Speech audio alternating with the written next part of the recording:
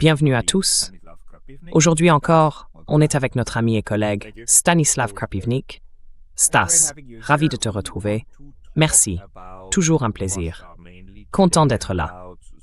Alors, on va surtout parler de la Russie aujourd'hui et de certaines déclarations qu'on a entendues du côté du Kremlin.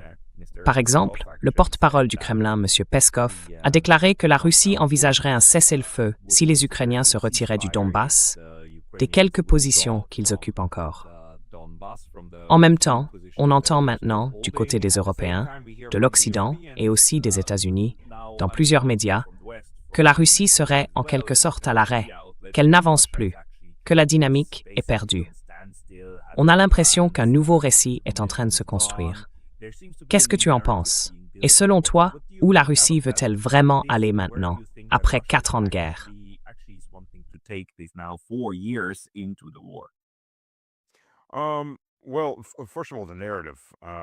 Eh bien d'abord, le récit, ils n'ont tout simplement pas fini d'écrire le récit.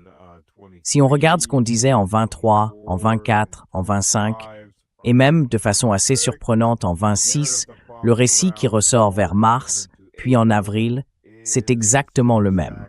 Presque mot pour mot, la Russie est à l'arrêt, l'économie russe s'est effondrée. On s'effondre tout le temps. On s'effondre 24 heures sur 24, 7 jours sur 7. On s'effondre tellement qu'on n'arrive même plus à s'effondrer.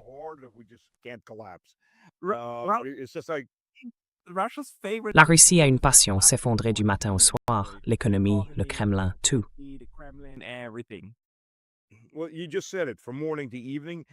Eh bien, vous l'avez dit, du matin au soir. Et puis les petits nains et les lutins, eux, ils sortent la nuit et ils reconstruisent tout. C'est comme ça que vous faites. C'est notre secret. On a des armées de lutins. Oui, c'est ça. Les lutins des sous-vêtements de South Park. D'abord, on vole les sous-vêtements. Ensuite, on devient riche. Et d'une façon ou d'une autre, l'étape 2 disparaît toujours.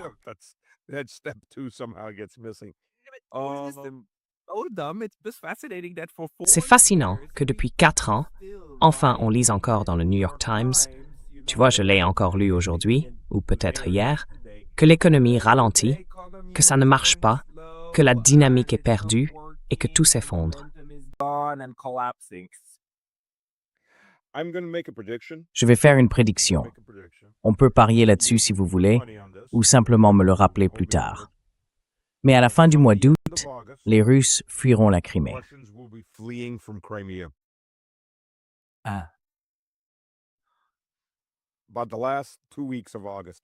D'ici les 2 dernières semaines d'août, tous les Russes fuiront la Crimée. Ils n'auront plus de carburant, ou alors seules quelques toutes petites stations-service privées en auront encore. On verra des files entières de Russes s'enfuir du sud-ouest juste à la fin de la saison touristique. Et chaque fichue année, c'est la même chose. Ils refont les mêmes colonnes.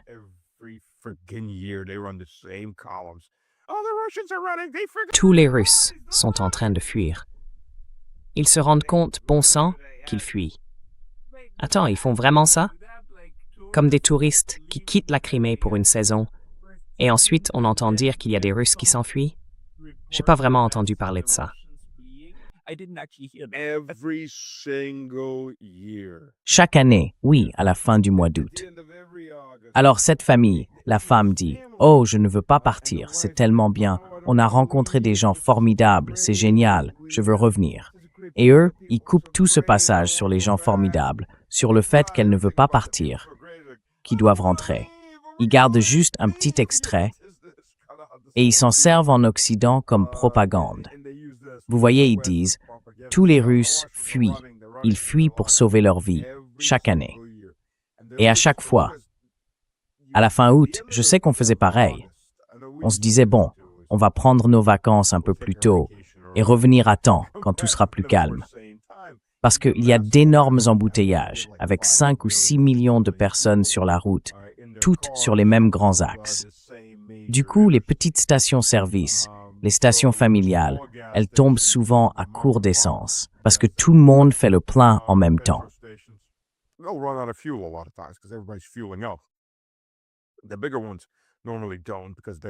Les plus grandes, en général, non, parce qu'elles ont une meilleure logistique, les grandes chaînes. Mais parfois, ça leur arrive aussi. Parce que bon, quand autant de gens prennent la route en si peu de temps, forcément, il y a des embouteillages. Les grands axes, puis les routes secondaires. Donc 5, 6, 7 millions de personnes qui partent à peu près sur les mêmes 3 jours. Hein? Ça fait une quantité énorme de voitures sur les routes. Et ça, c'est chaque année. Les Russes fuient depuis le sud-ouest. D'un jour à l'autre, l'armée ukrainienne va reprendre Sébastopol. Et probablement, chaque année, c'est la même chose. Oui, ils annoncent notre effondrement depuis, 1999, dans Time Magazine et d'autres journaux du même genre.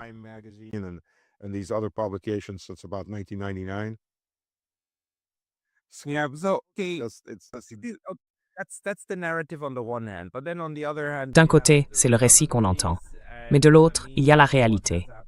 Et franchement, vu ce qui s'est passé jusqu'à présent, je dirais simplement, attendons-nous à ce que la Russie soit toujours là demain.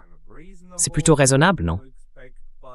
Mais alors, qu'est-ce qui va se passer maintenant avec l'Ukraine? Quelle va être l'approche? Il faut bien trouver un moyen de mettre fin à tout ça, d'une façon ou d'une autre. La Russie n'a aucun intérêt à mener une guerre de 30 ans pour cette affaire. Alors selon vous, vers quoi on se dirige?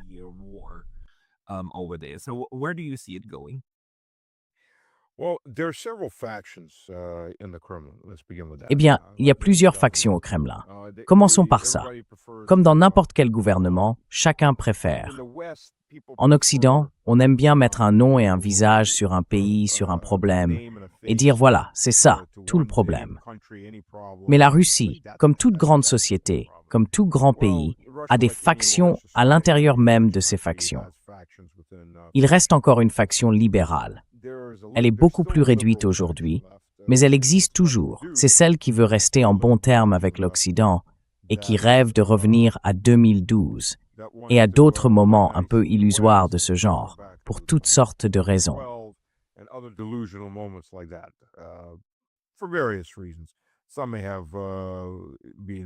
Certains ont peut-être des intérêts en Occident, d'autres ont des enfants qui y vivent. Et puis il y en a qui se bercent d'illusions, qui se disent « Oh, on peut arranger les choses, tourner la page et redevenir tous amis. » Allez savoir, certains touchent peut-être même des pots de vin. Ça, c'est un camp. Ensuite, il y a un groupe plus neutre, plus rationnel. Et puis, il y a le camp dur. Et vous savez, je pensais être un peu militant. Oui, je me croyais militant. Mais non. Après avoir regardé les interviews de Karganforov, non, en fait, je me rends compte que je suis bien plus rationnel que je ne le pensais.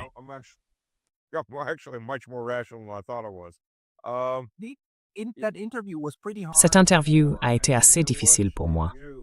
Enfin, je l'ai regardée jusqu'au bout. C'est effrayant de l'entendre plaider pour l'idée de bombarder l'Europe avec des armes nucléaires.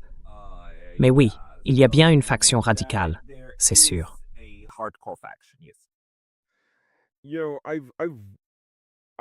Vous savez, j'ai dit que la Russie devait frapper, et peut-être même frapper en Europe, de manière conventionnelle. Et j'ai dit par exemple qu'il faudrait donner à l'OTAN 24 heures pour fermer la base en Pologne, celle qui est à la frontière et qui alimente tout le matériel, tout ce qui entre. Et si elle ne le fait pas, si elle refuse, eh bien malheureusement, il faut la détruire. C'est votre tir d'avertissement, votre coup de semonce. Pas juste la frapper 1 ou 2 fois, mais la raser complètement. Messieurs, voulez-vous aller plus loin? On peut continuer à partir de là. Mais il faut avancer par étapes rationnelles. Ne sautez pas directement dans le mur.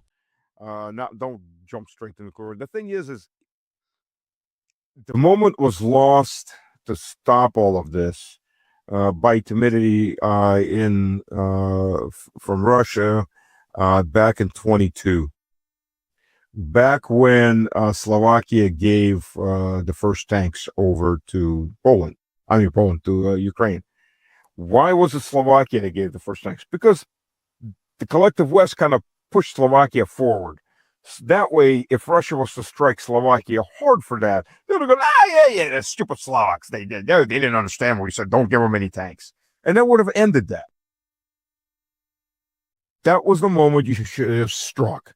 And that would have been the shot across the bow. But when it didn't happen, they went, oh, okay. And the gates of hell opened. Oui, And it just went step by step by step. And we've seen, Et tout s'est fait the problem étape now is, par étape. um, On voit bien la direction que ça prend. Le problème maintenant, c'est qu'on est littéralement face à un choix. Je préfère bien sûr le conventionnel au nucléaire. Mais le choix, c'est de dévaler la pente vers une guerre conventionnelle ou vers une guerre nucléaire. On peut maintenir cette pseudo-paix encore un peu, mais on finira quand même dans une guerre nucléaire. Et je vais expliquer pourquoi. C'est en fait assez logique si on regarde du point de vue nucléaire. Regardez en ce moment la méthode de fonctionnement de l'Occident. C'est la production massive de drones stratégiques, n'est-ce pas? La Russie, pour l'essentiel, gère tout ce qu'on lui envoie grâce à des zones tampons.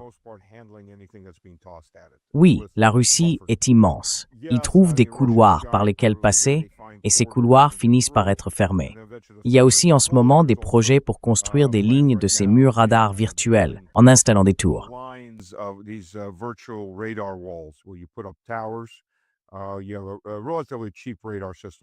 Vous avez un système radar relativement bon marché qui ne couvre qu'une vingtaine de kilomètres, parfois 10 ou 15, mais chaque tour est espacé d'environ 15 kilomètres.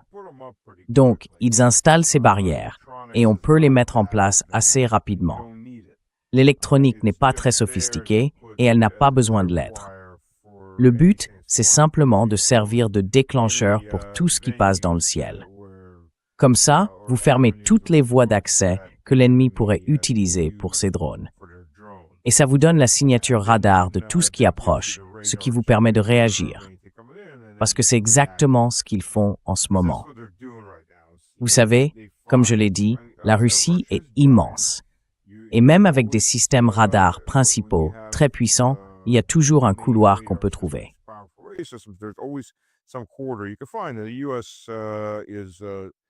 Les États-Unis font le travail de repérage pour les Ukrainiens.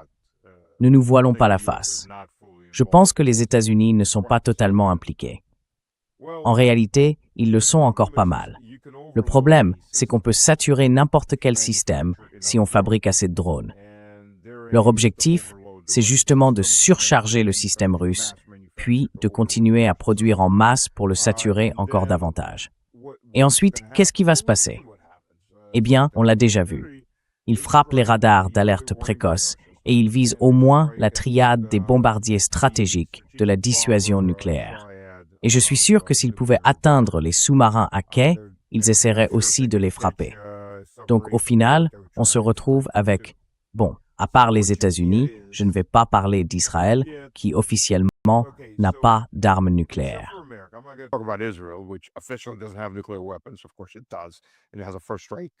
Bien sûr que oui. Et elle a une doctrine de première frappe pour des armes qu'elle ne possède même pas. Mais pour les pays qui reconnaissent vraiment avoir l'arme nucléaire, tous les autres, il n'y a qu'un seul pays qui a une doctrine de première frappe, et c'est l'Amérique. La Russie, les autres, l'Inde, le Pakistan, tous ont une doctrine de seconde frappe. On ne tire pas les premiers, on tire en seconde. Alors, le principe de la première frappe, c'est de frapper assez fort, non pas pour empêcher l'ennemi de tirer, mais pour détruire une telle partie de sa capacité de tir que ce qu'il pourra encore lancer contre vous sera assez limité pour que vous puissiez encaisser la riposte et gagner la guerre nucléaire. Mais voilà le problème. Quand on a une superpuissance nucléaire et une superpuissance économique qui devient aveugle,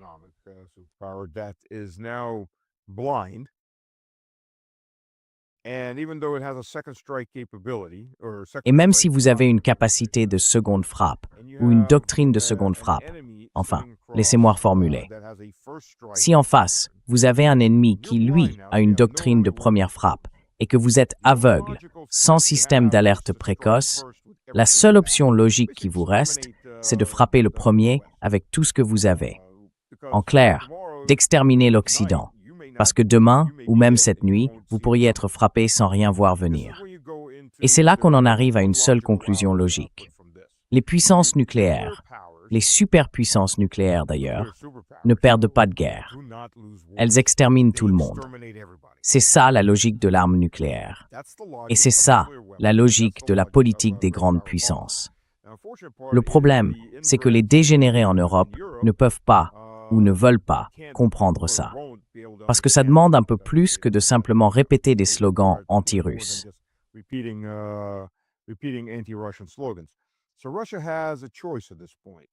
La Russie a un choix à faire à ce stade. Parce que les Européens, la Russie, c'est 42% de l'Europe. Mais le reste, là, ils n'arrivent pas à se contrôler. On dirait des enfants, pas très avancés intellectuellement, avec de gros jouets. Et ils n'arrivent pas à penser plus loin. Ils sont tellement conditionnés idéologiquement qu'ils ne voient pas au-delà de la prochaine étape. La Russie a donc un choix. Soit elle frappe, de manière conventionnelle, les usines de production en Europe, et elle prend alors le risque d'une guerre conventionnelle. Tant pis, soit elle attend encore quelques mois. Je parle d'ici la fin de l'été, peut-être le début de l'automne. Et là, on se retrouve dans une guerre nucléaire. C'est là qu'on en est. C'est ça le point. Et les Européens, eux, ne semblent pas le comprendre.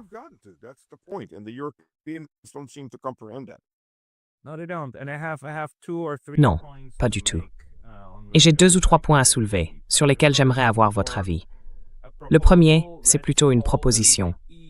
Appelons-les les Européens, par opposition aux Européens dont vous faites partie, parce que ces Européens-là posent problème, pas les habitants du continent.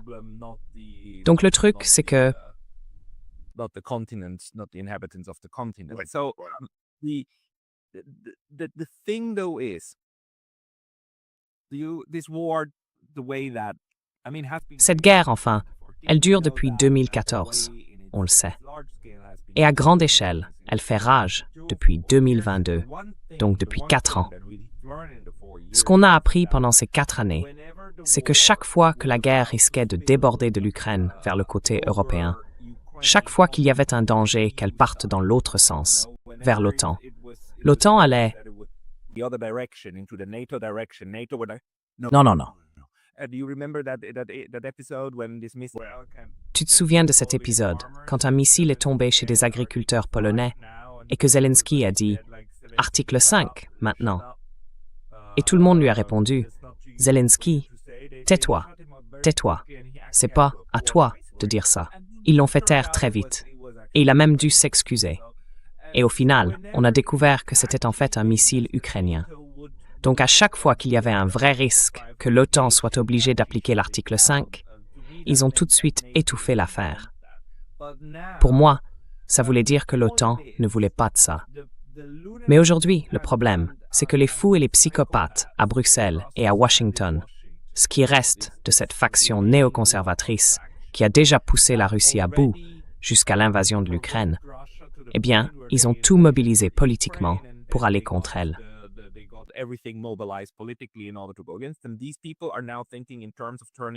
Ces gens-là pensent maintenant à transformer l'Europe en une sorte de méga-Ukraine, non? Et ils travaillent vraiment là-dessus. Ils préparent un scénario qui leur permettrait de dire qu'ils agissent en légitime défense, et ensuite, tout le monde partirait au front. C'est bien ça? Les Allemands enverraient tous leurs jeunes de 18-19 ans et tout le monde irait sur le front de l'Est, non?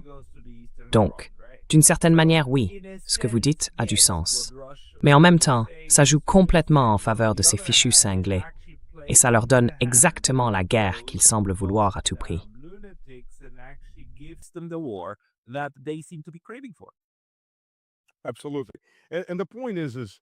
Absolument.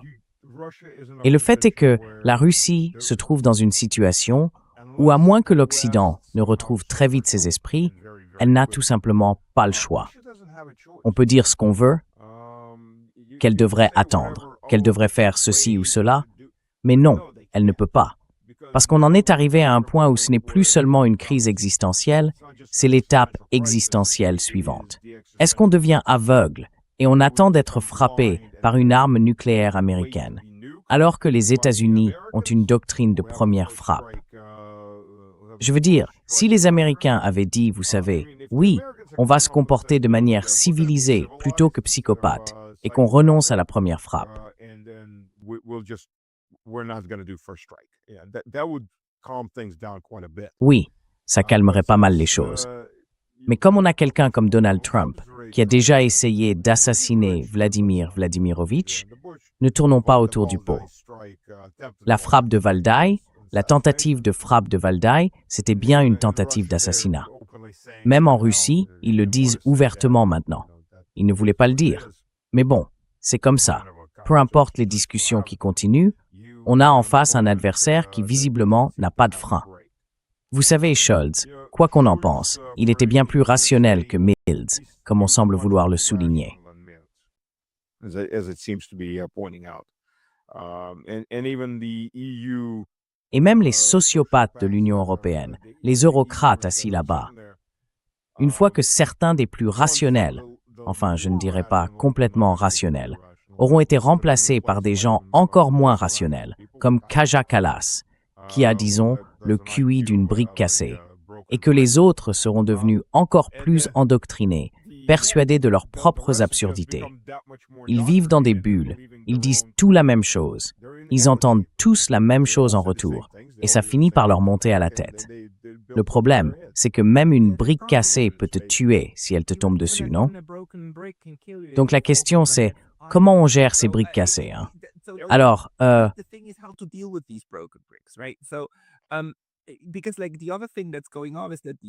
Parce qu'il y a autre chose en ce moment. Les Européens reparlent de parapluie nucléaire et de tout ce qui va avec. Alors, est-ce vrai que Trump aurait dit qu'il ne voulait pas déployer de missiles nucléaires de moyenne portée? J'en ai entendu parler, mais je dois encore vérifier. Les Français ont dit, eh bien, on pourrait proposer un parapluie français. Et là, Rainer Rupp, l'ancien espion et allemand à l'OTAN, m'a expliqué, écoute Pascal, le but du parapluie n'a jamais été de protéger ce qu'il couvre, mais de mener la guerre nucléaire sur ce territoire. Donc maintenant, l'Allemagne se dit, super, un parapluie nucléaire.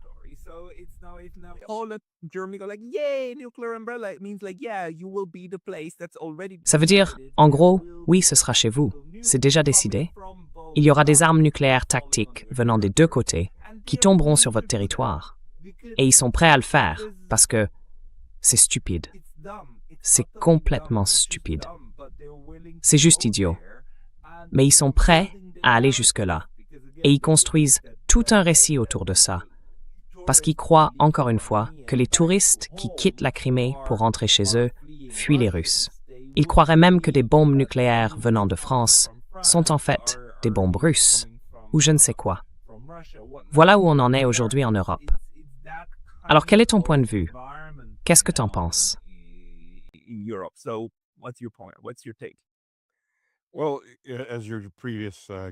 Eh bien, comme vos invités précédents l'ont dit, oui, il y avait des mines nucléaires. Les États-Unis possèdent soi-disant cet engin, moi je n'y crois pas une seconde, des obus d'artillerie nucléaire de 155 mm. Ces obus ont été développés dans les années 60. Dans les années 70, un nouveau modèle a été conçu, puis un obus de remplacement dans les années 80.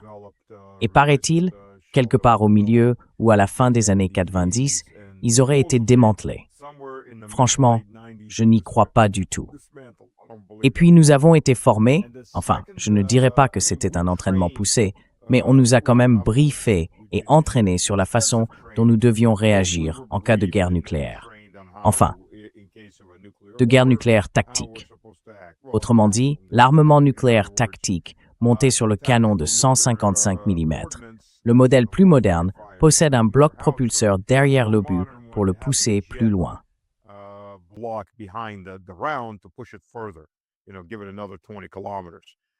Vous savez, on ajoute encore une vingtaine de kilomètres de distance. Et ce qu'il faisait, c'est que si vous aviez une ligne de défense fortifiée, vous tiriez un obus de 5 kilotonnes dessus, vous la faisiez sauter, et ensuite vous faisiez passer les forces blindées à travers cette brèche. Ou alors, vous faisiez exploser 2, 3, 4 obus de ce type pour créer une ouverture, et là vous envoyiez les blindés. Bon, quand on est irradié, on est irradié. Vous ne vivrez peut-être pas assez longtemps pour vous en inquiéter. C'est la guerre. Mais c'était ça le concept. Ensuite, les chars, les véhicules blindés de combat les véhicules d'infanterie, tous passaient à travers cette zone tout juste frappée par le nucléaire. Donc oui, évidemment, ça se passait sur le territoire de quelqu'un. La Russie n'a pas d'arme nucléaire tactique. D'accord, mais ce que la Russie appelle une arme nucléaire tactique. Hiroshima, c'était quoi? Environ 20 kilotonnes. Hiroshima was what, about 20 kilotons? Oui, 1925. Une arme nucléaire tactique russe fait 75 kilotonnes. Waouh! Oui, ce n'est pas vraiment une arme nucléaire tactique. C'est plutôt une arme de niveau théâtre, ou peut-être même déjà à la limite d'une ogive nucléaire stratégique.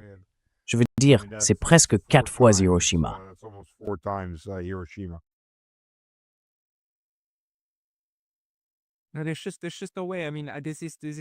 C'est juste pas possible.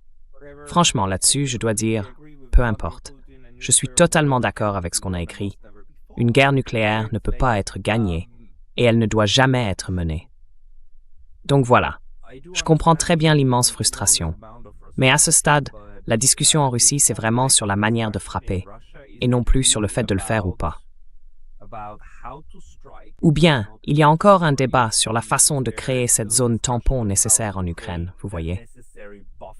Bon, le Donbass fait partie de la Russie et le restera pour toujours. Et puis même Karaganov d'ailleurs, c'était intéressant dans l'interview.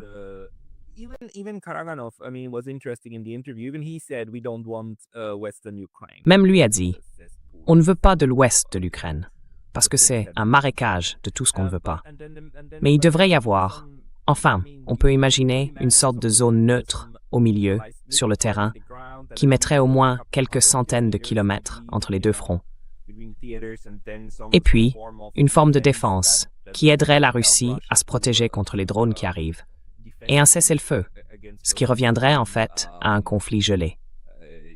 Est-ce qu'il n'y a vraiment aucune idée qu'on puisse désamorcer la situation, la transformer en un conflit gelé, laissé là pendant 20 ans, mais dans lequel la Russie pourrait vivre?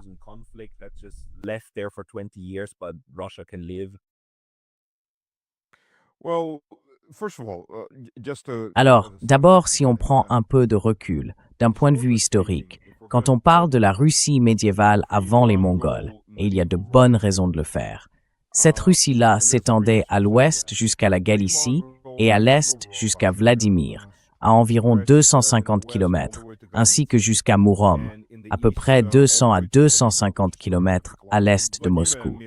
C'était un État immense. Le sud de la Russie et le sud de ce qui est aujourd'hui l'Ukraine, c'était en fait une steppe vide. Enfin, pas totalement vide. Il y avait des nomades qui allaient et venaient. Et puis, il y avait la Crimée. À une certaine époque, la Russie contrôlait différentes parties de la Crimée. Pendant un temps, elle détenait la partie orientale, avant l'invasion mongole, à l'époque de la Russie médiévale. Ensuite, cette région a été prise par les Turcs, puis quelques centaines d'années plus tard, reconquise par la Russie. Mais la partie occidentale, elle, après les Mongols, a été envahie par les Polonais, par les Hongrois, et tout ce mélange s'est formé au fil de 4 à 5 siècles.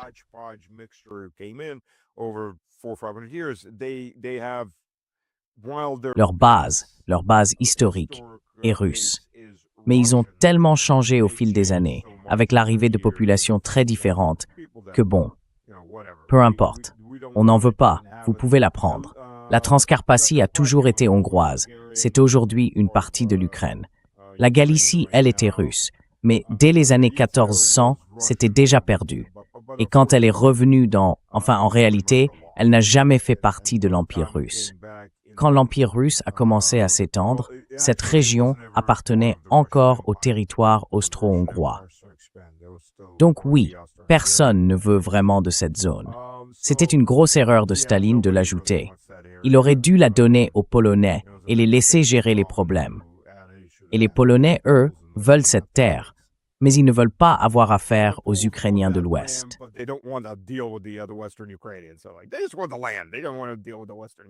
Ils veulent juste la terre.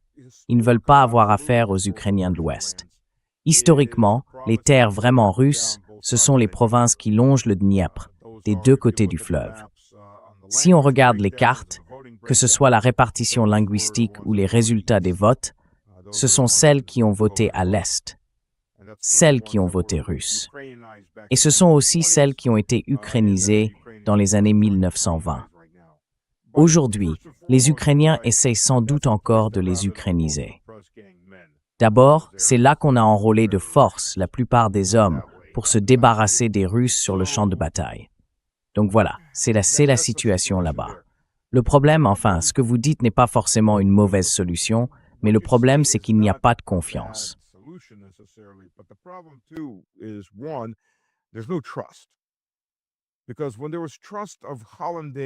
Parce que quand il y avait la confiance de Hollande et celle de Merkel, on a bien vu tous les deux ce qu'ils ont fait. Et eux, en toute gloire, en 2022, ils sont allés dans les médias, ils ont ri et ils se sont vantés d'avoir roulé Vladimir Vladimirovitch dans la farine.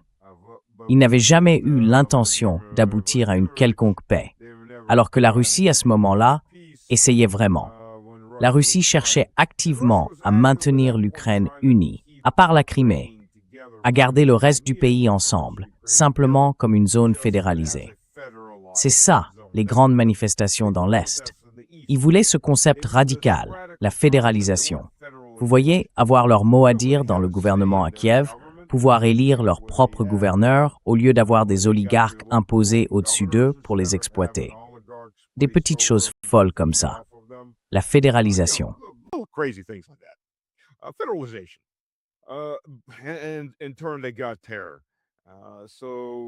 Et en retour, ils ont eu la terreur. À l'époque, on appelait ça Minsk I et Minsk II. Et puis tu vois, le peu de confiance qu'on aurait encore pu sauver après tout ça, Merkel et Hollande ont bien veillé à ce que ça n'arrive jamais. Et après eux, on a eu toute cette bande d'idiots européens, cette parade de nains de l'esprit qui débarquent là et qui crient tous les jours « Il faut anéantir la Russie, il faut vaincre la Russie, il faut détruire la Russie, il faut découper la Russie en morceaux. » Eh bien, tout le monde ici entend ça. Et quand tu entends ça encore et encore, au début, tu peux te dire « Bon, c'est n'importe quoi. Ils parlent juste pour parler. »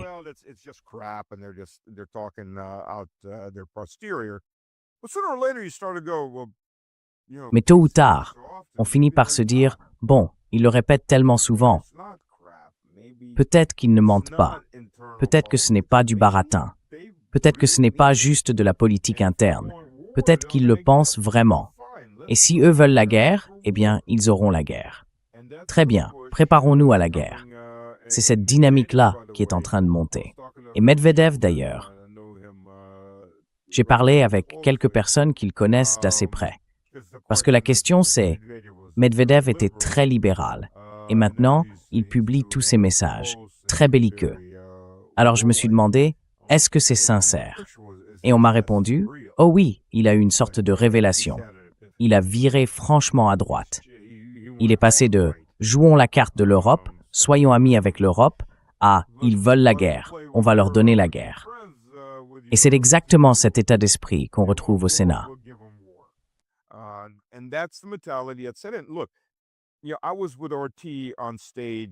Écoutez, j'étais avec RT sur une scène qui donnait sur la place Rouge. On était probablement à environ 500 mètres sur le toit d'un grand hôtel. Entre nous et la place Rouge, il y avait un grand parc. On surplombait le parc et on voyait le défilé. Alors il y a eu beaucoup de critiques sur ce défilé. Officiellement, s'il était si petit, c'est parce qu'on est en guerre et qu'il faut économiser les ressources. C'est ce qu'on nous a dit. L'an dernier, c'était le 80e anniversaire, donc il devait être grand. Mais la critique, c'est justement qu'il n'aurait pas dû être petit. Il aurait même dû être encore plus grand pour montrer la puissance du pays. Et d'ailleurs, les défilés en dehors de Moscou, dans d'autres villes russes, eux, étaient importants. Ils n'ont pas suivi l'exemple de Moscou.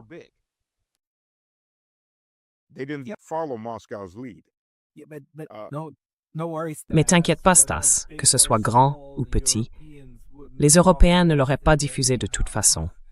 Ils ont juste ignoré ça. Je veux dire, ils ont ignoré le fait que l'Union soviétique faisait partie des puissances alliées pendant la Seconde Guerre mondiale. Donc forcément, cette histoire-là n'a pas vraiment fait la une.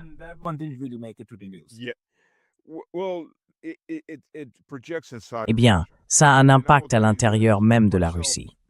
Et je vais vous dire une chose, moi y compris, je ne vais pas mentir. La plupart des gens espéraient vraiment, mais alors vraiment, que Zelensky tente quelque chose. Parce que le Kremlin s'était mis dans une position où s'il faisait un geste, il serait obligé de riposter. Et pas n'importe comment. Frapper directement au centre du pouvoir, là où vivent les élites, sur Bankovskaya. C'est d'ailleurs une rue fermée par des patrouilles militaires. Je le sais de plusieurs personnes sur place. Ils n'autorisent que certains passages, enfin, ils ont peur de la populace, vous voyez, du peuple ukrainien. Donc c'est là que se trouvent les élites. Littéralement, on a des drones qui les observent quand ils montent ou descendent de leur voiture, quand ils vont à leurs appartements ou à leurs bureaux. Alors oui, le consensus général, c'était « il faut les frapper ».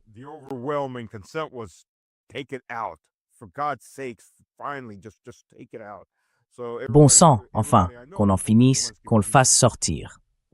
Tout le monde que je connais espérait que Zelensky ferait quelque chose. Il priait pour que Zelensky finisse par tenter de frapper le défilé, pour qu'on puisse enfin passer à l'action. C'est ça l'ambiance en Russie. Ce n'est pas une ambiance de « on veut juste la paix ». En réalité, les gens deviennent de plus en plus belliqueux. Il y a 2 armées de chars qui attendent en réserve. Et la question, c'est pourquoi ne les envoie-t-on pas? Qu'ils écrasent déjà les Ukrainiens. Et ça, c'est ce qu'on entend surtout chez les généraux de réserve. Les généraux en activité, eux, ne le diront pas. En fait, l'ancien commandant, le prédécesseur de Gerasimov, je ne me souviens plus de son nom, a carrément déclaré « Pourquoi combattons-nous de cette façon ?»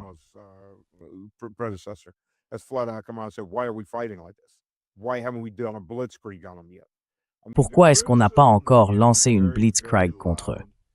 Franchement, les critiques deviennent de plus en plus fortes et la pression est énorme. On a les troupes. On a même des troupes supplémentaires. On a le matériel. On produit des chars en série, environ 1200 nouveaux chars par an. Littéralement, 1200 chars de combat neufs chaque année. Tout est en train d'être préparé pour une grande guerre avec l'Europe. Une guerre que les Européens ont commencée. Mais on a les moyens. Alors, écrasons les Ukrainiens une bonne fois pour toutes et qu'on en finisse. On prendra les pertes, d'accord. Mais sur le long terme, on aura peut-être même moins de pertes que si on continuait à subir un petit accrochage tous les jours.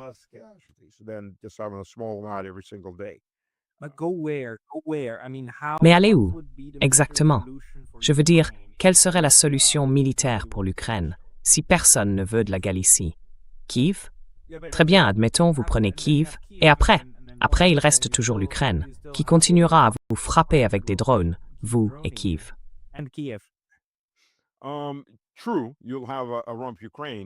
C'est vrai, il y aura une Ukraine réduite. Certains disent même jusqu'à la frontière polonaise. Moi, je ne suis pas d'accord. D'abord, une fois qu'on a une Ukraine réduite, une Ukraine ruinée, détruite. Bien sûr, ils peuvent encore continuer à envoyer des drones, et on peut continuer à mener des opérations là-bas. Si on veut adopter, c'est une mauvaise comparaison, mais bon, si on veut adopter l'approche israélienne. D'ailleurs, beaucoup de gens demandent pourquoi on ne fait pas comme Israël. Oh non, pitié, surtout pas ça. Ah oui, oui, oui.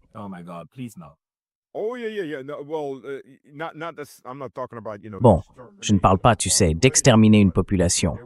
Mais si leur but, c'est d'aller là-bas pour éliminer quelqu'un, eh bien qu'ils y aillent et qu'ils le fassent. Pourquoi on ne fait pas ça, nous? Pourquoi on n'adopte pas la méthode iranienne? L'Iran a détruit 13 bases américaines. Il a frappé l'armée américaine de partout, à la tête, aux genoux, au visage, peu importe, comme s'il la battait avec un bâton. Et l'armée américaine, elle, reste là à dire « OK ». Pourquoi on ne fait pas pareil? Si l'armée américaine n'est même pas capable de gérer l'Iran, comment diable elle va faire face à l'armée russe, qui est 5 fois plus grande?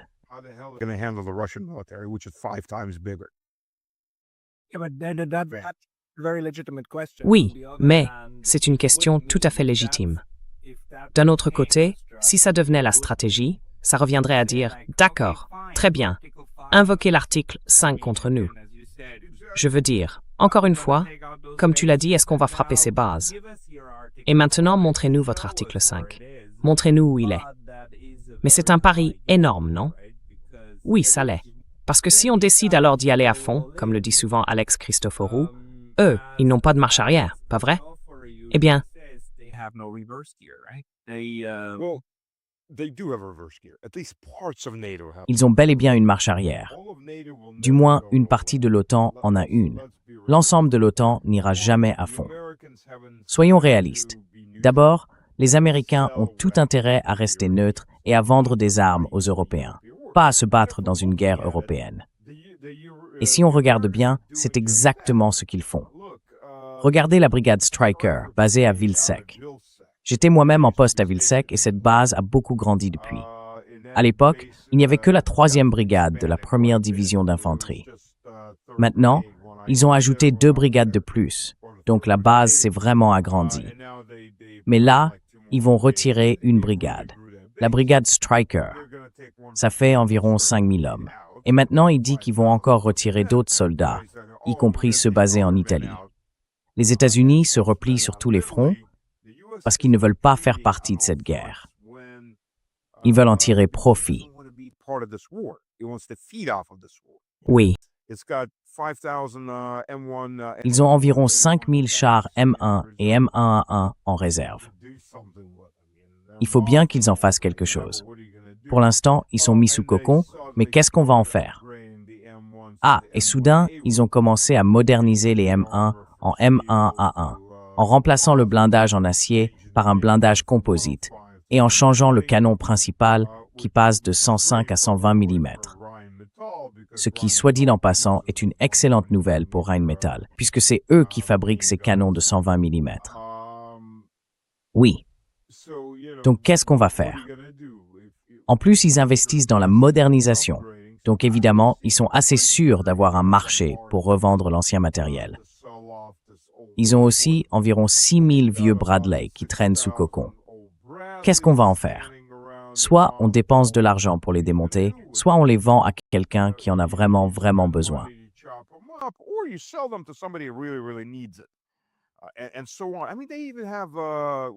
Et ainsi de suite. Je veux dire, ils ont même, des missiles Hawk, ces missiles anti-aériens américains qui ont quitté l'armée américaine, je crois vers 1991, 92. Et ils en ont encore des centaines, avec les plateformes et les missiles. Évidemment, ils attendent quelque chose, quelque part, pour les vendre. Parce que bon, il faut les entretenir, ça coûte de l'argent. Cela dit, il y a des partis, en dehors des Américains, qui ne se battront jamais. Les Turcs, très probablement, ne se battront pas. Ils n'ont rien à y gagner. Les Grecs, eux, risqueraient plutôt une révolution. Les Bulgares aussi. On vient de voir les élections en Bulgarie, et clairement, ils ne sont pas favorables.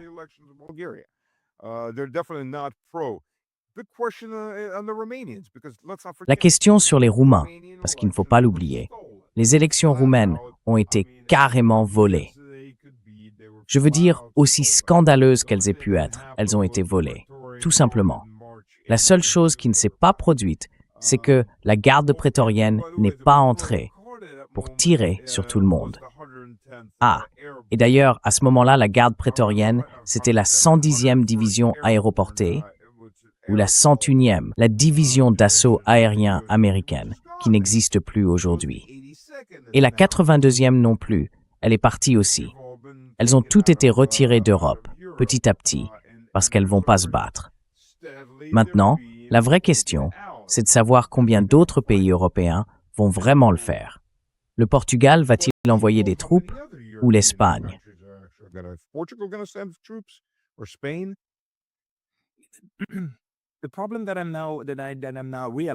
Le problème que je réalise maintenant, en t'écoutant décrire la façon dont on pense aussi en Russie, c'est qu'on est beaucoup plus près du point où la prophétie s'accomplit d'elle-même que je ne le croyais. Parce que je pensais que c'était surtout les Allemands, en ce moment, qui étaient dans une logique de guerre et qui diffusaient toutes ces absurdités. Et sur le plan sociologique, pas seulement au sommet, mais aussi plus bas, tu vois, les églises évangéliques, qui se préparent. Ah oui, je sais, j'ai vu ça. Ça veut simplement dire que, comme le dit Matthias Desmet, La formation de masse a déjà pris, elle est déjà en train de serrer son emprise. C'est un peu comme si on était replongé dans l'hystérie du Covid, sauf que cette fois, c'est la guerre. Et ça se passe dans l'une des régions les plus importantes d'Europe, celle qui pourrait ensuite mener la charge, non? Et ils ne disent pas si la guerre arrive, ils disent quand la guerre arrivera, tu vois? If war happens, they're saying when war happens, right? And if now, I take what you're telling me about where. Et si ce que vous me dites sur la situation réelle de la Russie est exact, alors la Russie en est aussi au point de se dire « Bon, maintenant, on vous croit, c'est bien là que vous allez. » Alors pourquoi serions-nous assez stupides pour continuer à attendre? Ce qui veut dire que la Russie va faire exactement ce que les Européens s'attendent à ce qu'elle fasse. Autrement dit, on est vraiment à un moment où la guerre devient presque inévitable à cause de la dynamique sociale et du ressort psychologique de toutes les parties impliquées. En plus, il y a les va-t-en-guerre à Washington qui se disent « Oui, on va se faire une fortune avec ça, ça va être parfait. » Et BlackRock possédera ce qu'il restera, peu importe de quel côté. Et si ce n'est pas le cas, eh bien, on fera un accord avec les Russes pour en être copropriétaires. C'est comme si l'Europe était sur le point d'être avalée, engloutie et complètement aplatie dans le processus. Swallowed up and flattened out in the process.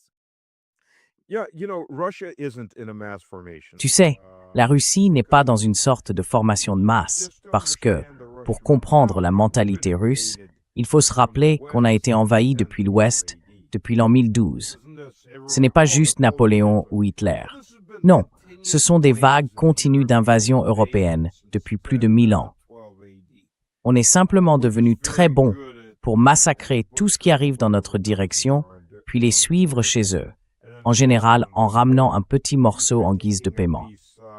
Alors, même si les Russes ne veulent pas la guerre, si tu demandes aux Russes moyens, ou même à la plupart des politiciens russes, on ne veut pas la guerre. On ne veut rien en Europe. En ce moment, on se bat pour nos terres historiques. Et au-delà de ça, qu'est-ce qu'on voudrait en Europe? L'Europe n'a rien à offrir à la Russie, à part des ennuis monumentaux. Et aucun politicien russe ne dit « Tiens, si on annexait la Pologne ».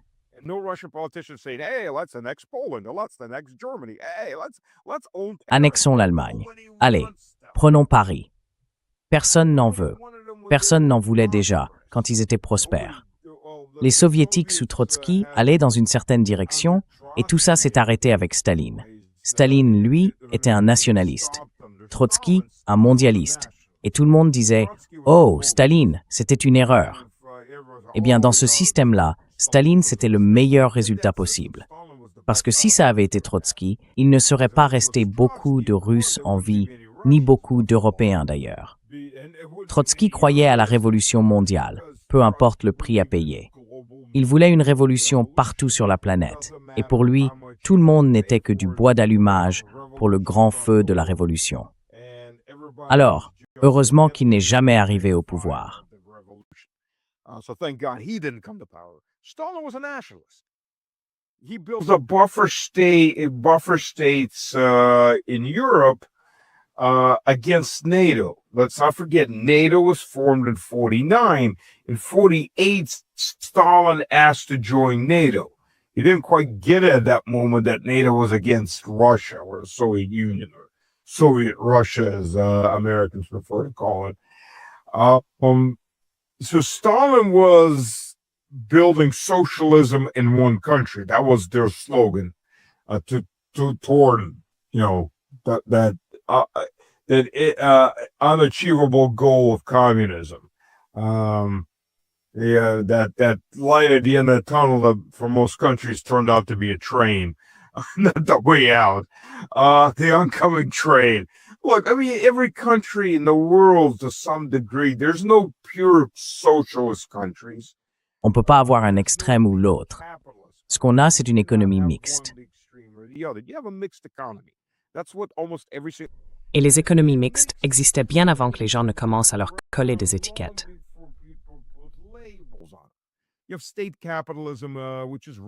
Vous avez le capitalisme d'État, comme en Russie et dans beaucoup d'autres pays. Vous savez, même à l'époque romaine, ils avaient déjà un mélange de socialisme et de capitalisme, parce que c'est ce qui fonctionne.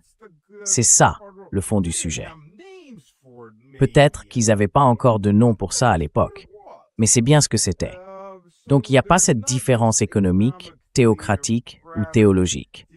Vous voyez, on combat un peu le communisme, on combat le capitalisme. Mais toute cette dialectique a disparu.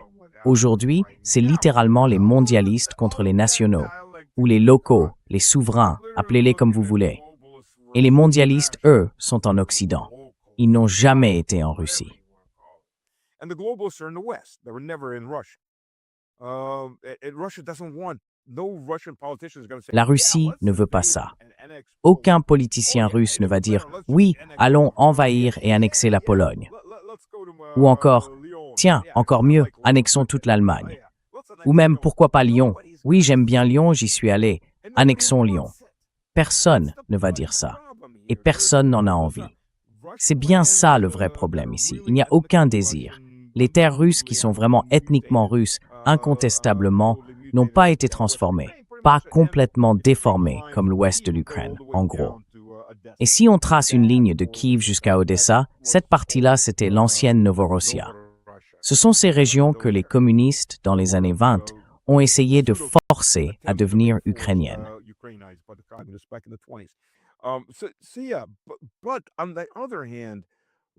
Mais d'un autre côté, la Russie a derrière elle 1000 ans d'invasion venue de l'Ouest. Alors, faire peur aux Russes avec la guerre, ça ne marche pas. La plupart ont de toute façon une attitude fataliste face à ça. Bon, ce qui doit arriver arrivera. Si je dois aller me battre, j'irai me battre. D'accord, très bien, peu importe. Je ne veux pas aller me battre, je ne préfère pas, mais si je dois le faire, je le ferai.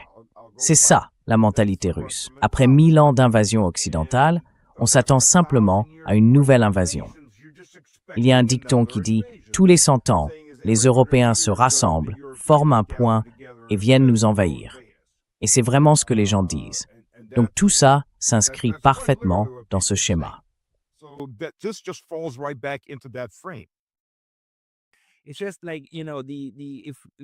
C'est un peu comme, tu vois, si on suit ce raisonnement, on en arrive à dire qu'on est maintenant face à une intensification de la guerre qui est déjà en cours. Et tu sais, au départ, j'avais déjà fait la miniature pour cette discussion, et je voulais l'appeler « La fin de partie de la Russie ». Mais là, je me rends compte que je vais sans doute devoir changer ma miniature, parce que ce n'est pas une fin de partie.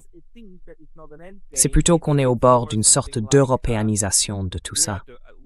Parce que si c'est vrai, alors, eh bien, on est vraiment dans une sale situation. Et il n'y a aucun camp, à lui seul, qui puisse désamorcer ça. Les Américains pourraient, oui. Mais encore une fois, ce sont les marchands de mort, comme on les appelait dans les années 20, quand les gens savaient encore qui ils étaient. Qui vont empêcher ça? Et puis bien sûr, pour certains, c'est une bonne chose. On peut lancer l'Europe contre la Russie, après que l'Ukraine n'a pas suffi. Et ensuite, on lancera sans doute le Japon, les Philippines et Taïwan contre la Chine, en espérant que cette fois, ce sera assez pour enfin briser le cœur du système, non?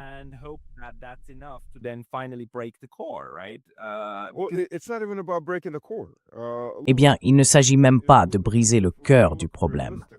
Écoutez, si on regarde les choses de façon réaliste, quel était l'objectif des Britanniques pendant la Première Guerre mondiale? Tout le monde dira la destruction de l'Empire allemand. Oui, c'était un objectif. Le deuxième, c'était la destruction de l'Empire austro-hongrois. Et le troisième, la destruction de l'Empire ottoman. Ah, et le quatrième, la destruction de l'Empire russe. Vous voyez, si tous ces empires s'effondrent, on peut ramasser les morceaux. Les Britanniques se sont simplement laissés aspirer là-dedans.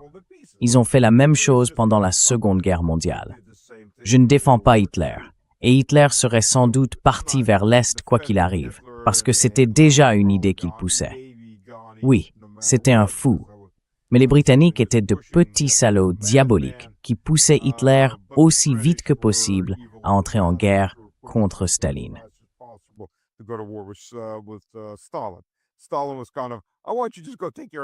Staline, en gros, c'était du genre « Allez, occupez-vous d'eux, et si vous vous embourbez là-bas pendant quelques années, tant mieux. » Et puis la France est tombée en à peine quelques mois. Personne ne s'y attendait. On pensait que les Français se battraient un peu mieux que ça, et les Britanniques aussi, à Dunkerque et dans ces zones-là. Mais le fond du problème, c'est que l'objectif a toujours été de pousser à la destruction de l'Europe, de faire en sorte que l'Europe centrale et orientale s'entre-détruise. Et ça n'a pas changé. Les Britanniques n'ont pas changé. Ils continuent à jouer au grand jeu partout en Europe et ailleurs, même s'ils ne sont plus qu'une petite île diminuée, incapable de défendre ses propres territoires, même en Europe. Regardez les Malouines. Les Argentins se disent que c'est peut-être le bon moment pour les reprendre, ou les Maldives. Les Britanniques, eux, ne peuvent même plus y descendre.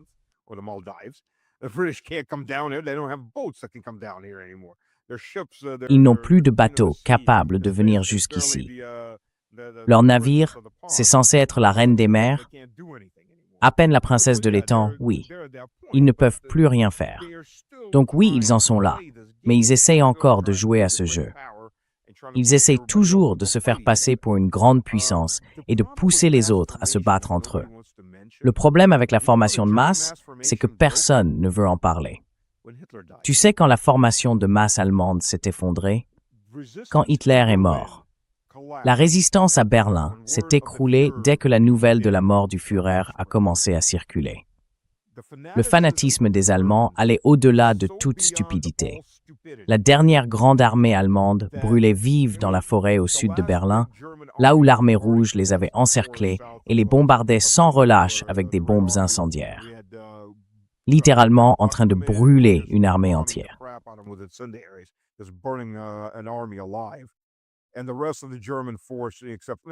Et le reste des forces allemandes, à part enfin les Hongrois, qui combattaient encore. Il y avait quelques unités allemandes avec les Hongrois.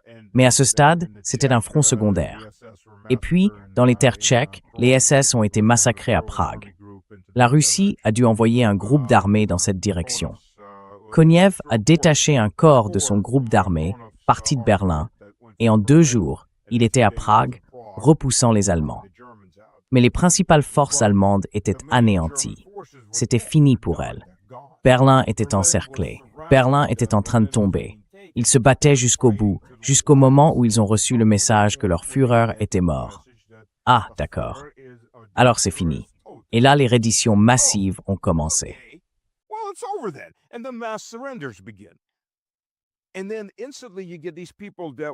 Et puis tout d'un coup, on voit ces gens, ces jeunes hitlériens, complètement fanatisés, qui se disent soudain « Mais pourquoi diable on se battait pour Hitler ?» Cette espèce de formation de masse s'est brisée très très vite. Et tous ces gens qui se disent aujourd'hui antifascistes étaient à l'époque de vrais croyants du fascisme, jusqu'à ce que cette formation de masse se casse. Mais il a fallu la briser. Elle ne s'est pas effondrée toute seule. Peut-être qu'avec les décennies, elle aurait fini par disparaître. Vous savez, la formation de masse en Union soviétique, elle s'est un peu dissipée d'elle-même, avec la terreur, les purges, tout ça. C'était encore très fort, bien sûr, les purges.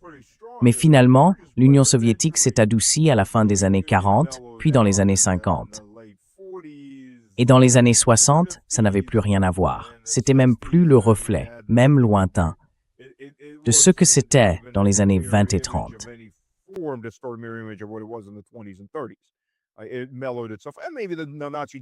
Ça s'est adouci avec le temps. Et peut-être que les Allemands nazis auraient fait la même chose s'ils avaient gagné. Probablement, oui, avec les années. Dieu merci, ils n'ont pas gagné. On n'a pas eu à le découvrir. Mais le point essentiel, c'est que ce genre de formation de masse, dans toute sa force, ne peut être brisé que par une défaite écrasante. Une défaite tellement immense qu'il ne reste plus aucun espace pour que la majorité des gens gardent cette base idéologique, celle sur laquelle on avait construit l'idéologie qui les a poussés à la guerre au départ. On ne peut pas dire « superpuissance aryenne nazie » quand des soldats russes défilent dans ta capitale et ouvrent des soupes populaires pour nourrir la population dans ce qu'il reste de ta ville. À ce stade-là, c'est être difficile de pas s'étendre à ce sûr.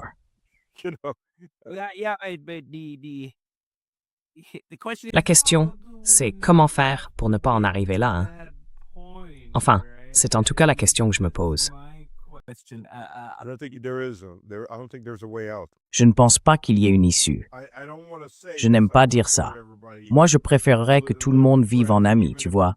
Même si on met des clôtures et qu'on se regarde plus, qu'on vive simplement en paix. Mais je ne crois pas qu'il y ait une sortie possible. Parce que la masse, tu as raison, il y a une sorte de formation de masse. Et c'est un peu comme une glace qui se lèche elle-même. Ça s'alimente tout seul. Et ça ne fait que grandir dans l'hystérie. Je veux dire, il y a des éléments en Allemagne, évidemment, comme l'AfD, qui pourraient réagir, mais ils risquent d'être détruits en tant que parti. Leur avenir est très incertain. Their future is very questionable. Oui, c'est ça. Et même si ce parti finit par gouverner, enfin, ce qui se passe toujours avec les partis du type Al-Qaïda quand ils accèdent au pouvoir, c'est qu'ils se banalisent. Ils se font aspirer par ce que fait déjà, de toute façon, le 60% central de l'électorat.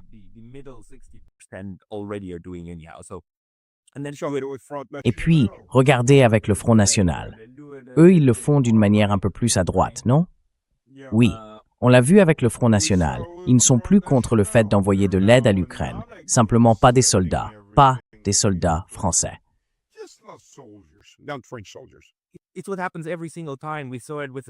C'est ce qui se passe à chaque fois. On l'a vu avec les partis socialistes en Europe, dans les années 20 et 30. Une fois qu'ils sont devenus des partis de gouvernement, ils ont commencé à ressembler à une version de gauche du centre, et ainsi de suite. Et les partis populistes? Eh bien, c'est pareil. Idéologiquement, c'est vraiment, vraiment difficile de faire marche arrière ou de changer complètement de cap. Mais bon, voilà. Maintenant, je suis de nouveau assez déprimé pour juste de me gâcher mes week-ends quand on parle. Oui.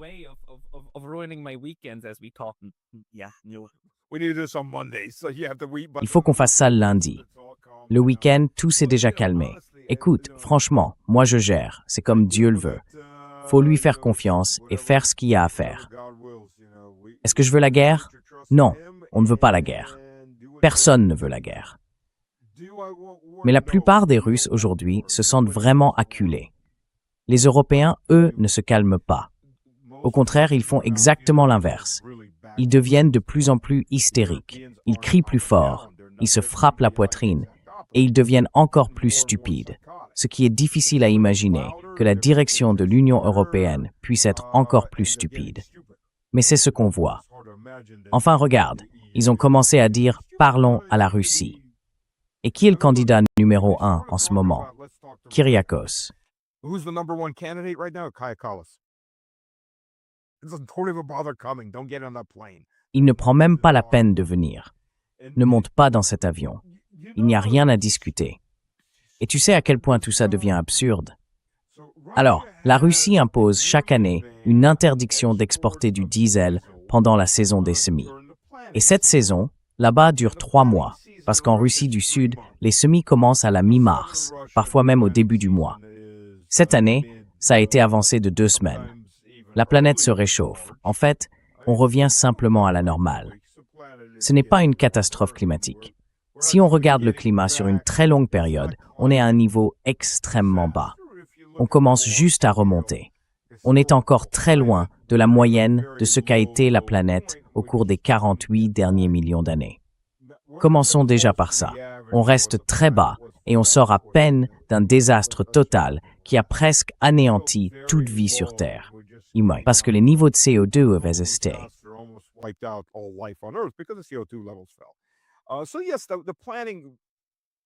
Oui, la saison des semis a bien avancé dans le sud. Elle commence de plus en plus tôt. Et dans le Grand Nord, pas la toundra, mais la taïga. Ces régions qui produisent beaucoup de blé parce qu'il y pleut beaucoup et qu'il y a presque 18 à 20 heures de soleil par jour. Là, la période de culture est très courte, mais très intense. La saison des semis y commence vers la fin du mois de mai. Donc, pendant environ 3 mois, la Russie, il faut avoir constitué des réserves. Historiquement, depuis une dizaine d'années, la Russie interdit toute exportation de diesel pendant ces 3 mois pour s'assurer que le carburant reste dans l'économie et qu'il soit assez bon marché pour le secteur agricole. La Russie n'a pas besoin de beaucoup d'engrais, grâce à son sol noir très fertile. Mais elle a besoin de beaucoup de diesel. Russia doesn't need a lot of fertilizer because of black soil, but needs a lot of diesel. Well, the G7, when all of this started, Eh bien, le G7, quand tout ça a commencé, le G7, et il y a eu des articles là-dessus, ils ne sont pas venus humblement demander à la Russie, vous pouvez nous vendre un peu de diesel. Non. Ils sont venus en exigeant, vous levez vos sanctions. C'est ça leur mentalité. Ils nous parlent de haut, comme à des sales singes blancs de l'Est, et ils veulent nous dire comment on doit être. Sauf que ces soi-disant sales singes blancs, ils sont assis sur tout ce dont ils ont besoin. La Russie pourrait littéralement se couper du reste du monde et s'en sortir très bien. On produit presque tout ce qu'il nous faut. Bien sûr, il y a quelques technologies de pointe qu'on n'a pas. Les Chinois, eux, les ont. Ils ont montré qu'ils étaient plus avancés que les Américains. Les puces photoniques, vous avez vu ça? Ces puces photoniques qui vont 1000 fois plus vite que les meilleures puces de NVIDIA.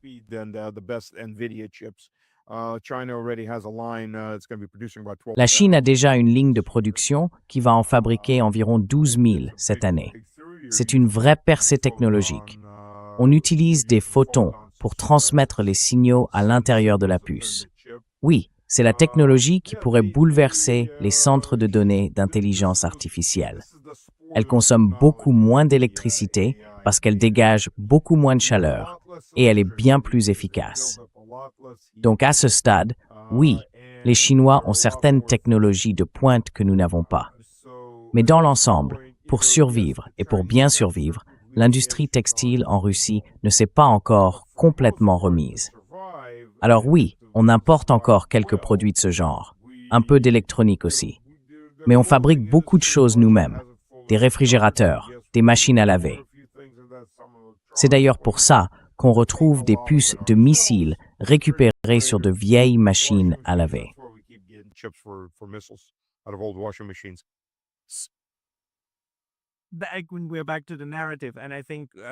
On revient à la question du récit, et je pense que, bon, on arrive à peu près à l'heure, donc il faut faire un dernier tour.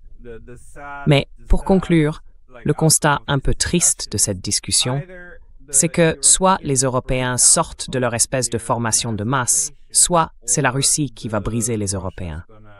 Parce que c'est exactement la prophétie autoréalisatrice dans laquelle on est déjà. We are in a self-fulfilling prophecy. That, unfortunately, yeah, Russia will be just as fine. We'll just build a big wall. We'll forget that the rest of the European continent exists, and we'll just look east. Fine, we can do that. That's not an issue. But the problem is the guys on the other side of that wall keep wanting to knock your wall down and march into your capital cities. And that's been the historical way of things for 1,000 years, quite literally. Littéralement depuis 1014 ans. Parce que quand Václav Havel a envahi Kiev et la Russe, il l'a fait avec ses alliés du Saint-Empire romain.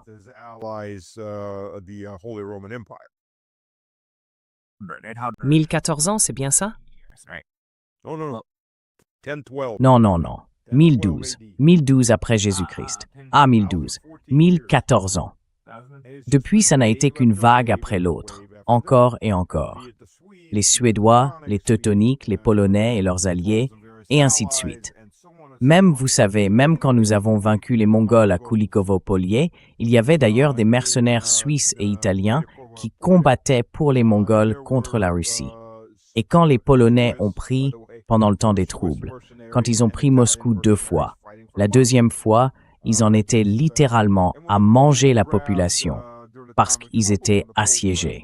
Ce n'était pas seulement les Polonais. Il y avait des mercenaires et des unités venues de toute l'Europe dans l'armée polonaise. Donc vous voyez, ça n'a jamais cessé.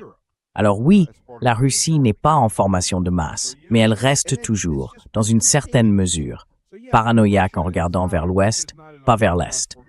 On a été envahi une seule fois par l'est. C'était les Mongols. En gros, ils nous ont laissés tranquilles après avoir brûlé nos villes et nous avoir conquis.